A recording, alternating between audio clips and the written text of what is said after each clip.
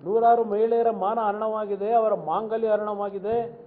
ಇದರ ಬಗ್ಗೆ ಯಾಕೆ ಅವರು ಯಾರೂ ಮಾತನಾಡುತ್ತಿಲ್ಲ? ಪೆನ್ ಡ್ರೈವ್ ಜೇಬಿನಲ್ಲಿ ಇದೆ, ಪೆನ್ ಡ್ರೈವ್ ಜೇಬಿನಲ್ಲಿದೆ. ರೀ ಕೃಷ್ಣ ಬೈರೇಗೌಡ್ರೆ, ನಾನು ಇಂಥ ಪೆನ್ ಡ್ರೈವ್ನ ರೆಡಿ ಮಾಡಿರೋನಲ್ಲ. ಅದನ್ನು ಬಿಡ್ತೀನಿ, ನನ್ನ ಹತ್ತಿರ ಪೆನ್ ಡ್ರೈವ್ನು ಕೊಡೋಣಂತೆ.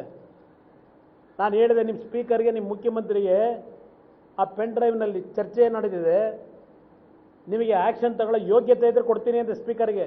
ನಿಮ್ಮ ರಾಜ್ಯದಲ್ಲಿ ಈ ಸರ್ಕಾರ ಬಂದ ಮೇಲೆ ವರ್ಗಾವಣೆ ತಂದೆ YST ಹೇಳಿದ್ನಲ್ಲ, ಆಮೇಲೆ ಅದೆಂಥದ್ದು 5 ಜನದೇನೋ ಬಂತಲ್ಲಪ್ಪ ಒಂದು ಸಲ ಮುಖ್ಯಮಂತ್ರಿದು ಅವ್ರ ಮಗಂದು ಕಾನ್ವರ್ಸೇಷನ್ನು, ಏನೋ CSR ಫಂಡು ಎಲ್ಲ ಇದೆ ಡಾಕ್ಯುಮೆಂಟು. ನಿಮ್ಮ CSR ಫಂಡ್ ಯೋಗ್ಯತೆ ಅವತ್ತು 5 ಜನ ಯಾರು ಹೇಳಿದವರು?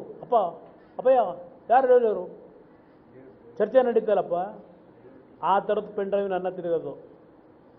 ಈ ಥರ ಈ ಅಶ್ಲೀಲ ಪೆನ್ ಡ್ರೈವ್ ನಾನು ಇಟ್ಕೊಂಡಿಲ್ಲ. ಯಾರು ನೆನ್ನೆ ಹೇಳಿಲ್ವ ನಿಮಗೆ? ಯಾರು ಏನು ಮೂರ್ತಿ ಕತೆ?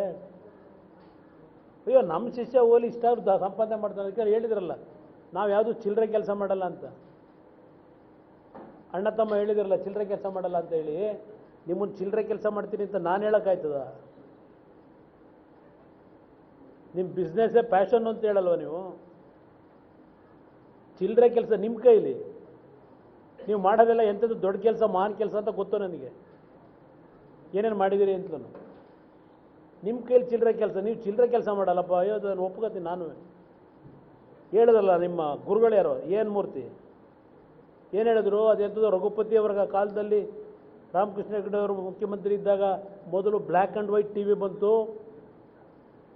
ಆ ಬ್ಲ್ಯಾಕ್ ಆ್ಯಂಡ್ ವೈಟ್ TV ತಗೊಂಡೋಗಿ ದೊಡ್ಡ ಹಳ್ಳಿಲಿ ಹಾಕೊಂಡು ಅದೆಂಥದ್ದು ಇನ್ನೊಂದು ಬರೋದಲ್ಲ ರೆಕಾರ್ಡ್ರು, VCR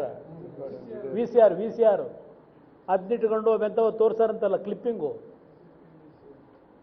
ನಾನು ಹೇಳಿದ್ದ ಇದು? ನಾನು ಹೇಳಿದ್ದ? ಇದ್ಯಾರು ಏನು ಮೂರ್ತಿ ಅವ್ರು ತಾನೇ ಹೇಳಿರೋದು.